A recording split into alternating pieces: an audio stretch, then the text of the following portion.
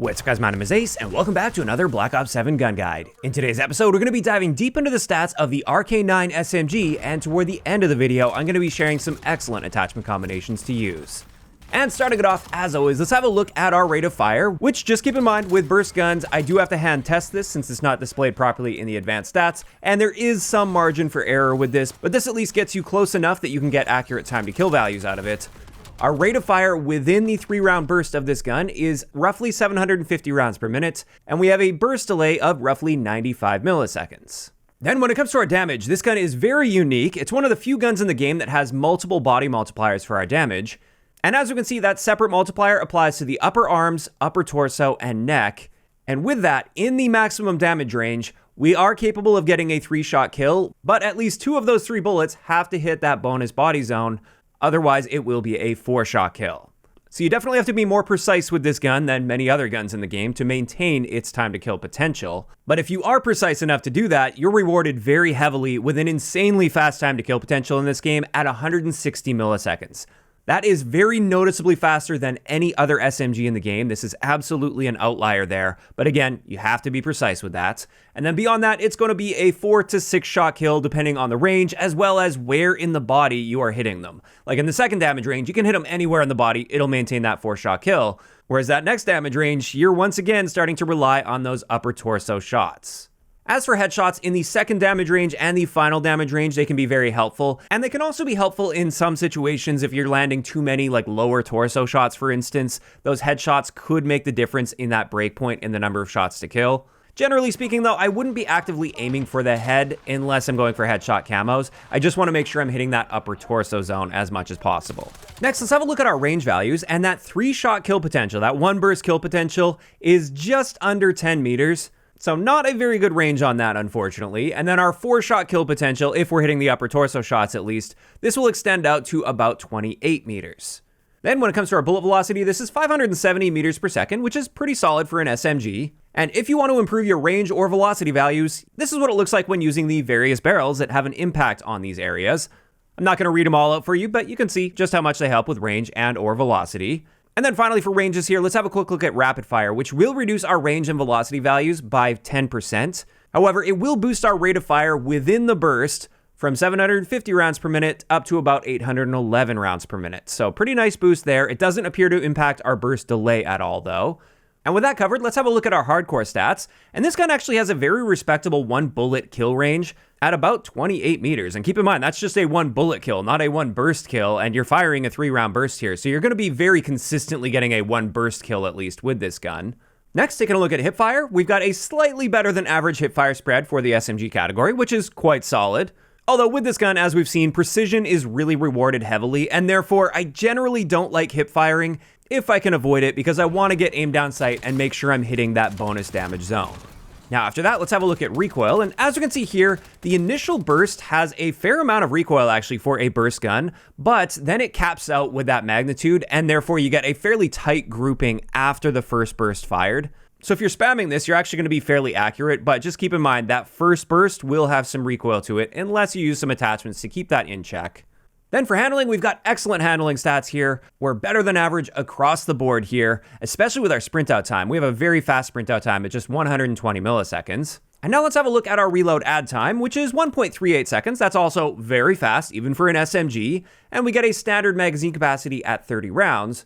And then here are the stats for all of the magazine attachments. You can see with the flip and fast mag, both of these will improve our reload times quite nicely, especially that fast mag. That 0.82 second reload time is insanely fast, and you're just losing 1 burst out of your magazine there.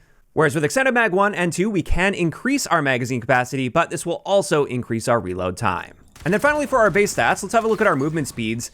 And we have excellent movement speeds with this gun. It's tied with the Kogat 7 as having the best movement speed values for our walking speed, sprint speed, and our aim walking speed. So that is excellent and an area where the RK-9 really excels. And there we go, those are all the base stats. Now let's talk about the unique prestige attachment this has, which is the MFS Iron Lung Hand Stop. With this, it improves our horizontal and vertical recoil. It also improves our fire rate and our flinch resistance, and the only downside here is it removes the auto burst from this gun. Because without this attachment, you can just hold down the trigger. Even though it's a burst gun, you just hold down that trigger and it will just fire burst after burst after burst on its own. Whereas with this, you do have to pull the trigger every time to fire a burst. And taking a deeper look here, when it comes to our rate of fire improvement with this, again, keep in mind this is hand tested, so there is some room for error here, but it does align with the time to kill values at least. Our new rate of fire within the burst is roughly 800 rounds per minute, and our burst delay is cut down pretty significantly down to about 50 milliseconds. That's essentially cut in half. And this means, while we only see a slight improvement to our one burst kill potential, this is primarily helping when we need that second burst. And in this case, with a 4-shot kill, we're now killing in 275 milliseconds, which is not bad at all and significantly better than that 335 millisecond time to kill without this attachment. And I'm sure you're curious, if you combine this with rapid fire, you can bump that up to about 850 rounds per minute within each burst with the same burst delay at 50 milliseconds. Now, as for that flinch resistance improvement, it reduces our flinch value by 40%, which is great, but at the end of the day, SMGs don't really have much flinch to begin with, so most of the time this isn't even going to make a difference in a gunfight, but hey, it doesn't hurt anything. And then just talking about the fact that there's no auto burst with this, I also wanted to mention it is quite unforgiving with shot queuing, meaning even if you're spamming the trigger much faster than the burst rate of this gun, you will often still end up with little pauses between your burst that go beyond that 50 millisecond delay. So you do have to get that timing just right with your shot pacing in order to get the most out of the rate of fire of this gun. And then wrapping this all together here, let's have a look at our recoil. And we can see here, it is definitely very noticeably more accurate than the base RK-9. There isn't nearly as much magnitude, it doesn't climb up as much, and there's less horizontal recoil. There's less just general deviation mixed in there, so you're gonna be more accurate while using this. And so with all that covered, I do want to mention I really like the Prestige attachment, and I will generally be using this, and I would recommend using it once you've got it unlocked. And now with all of that out of the way, we can finally get into some excellent attachment combinations. And the first one I wanted to share is my rapid fire stealth build. So this one isn't using the Prestige attachment. This is a great one if you are just working toward your first Prestige on this gun. So with this, we're using the Recoil suppressor, so it gives us a little bit more recoil control out of that. We're also using the long barrel attachment on this, combined with the nano pulse grip. And the nano pulse grip is going to be helping with that first shot recoil especially, and that's quite helpful with this gun. We're also using the control stock. That's also helping us with our recoil. And then we're topping this off with rapid fire. And with this, you can see that we're a little more accurate than the base recoil of this gun. All of our handling and mobility stats are exactly the same, and that's fine because this has excellent handling and mobility stats by default. And then we also do see a net reduction to our range, but only a very slight reduction because we're using the Recoil suppressor combined with rapid fire. That's where the long barrel comes in to help counteract the reductions you see there. And we also see a bit of a reduction to our bullet velocity, but this one's really designed to be used in close quarters situations. If you're really close, you want to try to get that one burst kill, but if you're not, then just go for the 2 burst kill and try to use that mobility to your advantage. You can definitely find some success with this, even though it isn't my preferred build to use. It's just a good build if you don't have the Prestige attachments.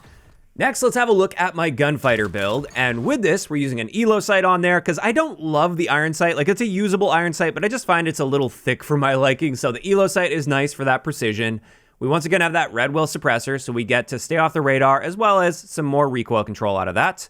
This time I'm going to be using the hybrid barrel, since our range is going to be quite good with this, since we're using some other attachments that boost that, and therefore our limiting factor at that point started to become bullet velocity, so I wanted to squeeze a bit of bullet velocity out of this. For our underbarrel, we are using that Prestige attachment, the Iron Lung hand stop. We once again have that nano pulse grip for that first shot recoil control, the control stock, the AMT3 agile laser that helps with recoil stabilization as well as damage range, and then finally we have buffer springs on there to really keep this nice and accurate. And as you can see here, there is very little recoil with this, and I find you can stretch your ranges out quite far and be very effective with this. So this is actually a super versatile way to use this gun, and I really enjoy myself with it. However, this does bring us to my last setup, and this is if you want to use that Prestige attachment, but you don't want to use the Gunfighter wildcard, this is the route I will go with it. And this is actually kind of my go-to setup right now with the RK-9. With it, we're once again using the elo sight for that precision. I am using that Recoil suppressor again. I just really like that with this gun because I love staying off the radar, and that little bit of recoil control really helps. Then, of course, we have the Prestige attachment itself, the nanopulse grip, and then finally the control stock. And once again, we have an extremely accurate gun on our hands here, but this time we are seeing a bit of a range and bullet velocity reduction. That's just a sacrifice we had to make in order to not have gunfighter, and this is still a very good way to use the RK-9. Not quite as good, obviously, as the gunfighter build, but it's pretty close at least, and you can still stretch your ranges out quite well with it. And there we have it. That's finally going to wrap it up for today's gun guide on the RK-9 SMG. And when it comes to my thoughts on this gun, initially wasn't really a big fan, but after I put some more time into it and really understood that I needed to land those upper torso shots, that's when things really started to turn around. Also, the prestige attachment, once I unlocked that, this also had a very positive impact on my impression of the gun as well. And now that I really understand the power of it, I really like using the RK-9, not only because it's a nice change of pace from just using a regular full auto gun, it's something a little bit different, but it's also got a lot of potential if used right. Now, of course, those are just my opinions on this gun, and I'd love to hear what you guys think about it in those comments down below. Also, if you guys have missed any of the previous gun guides, I will leave a link to the playlist in the description of the video, and if you enjoyed this one, a like rating is always appreciated, and don't forget to subscribe for more if you haven't already. I'll talk to you guys next time.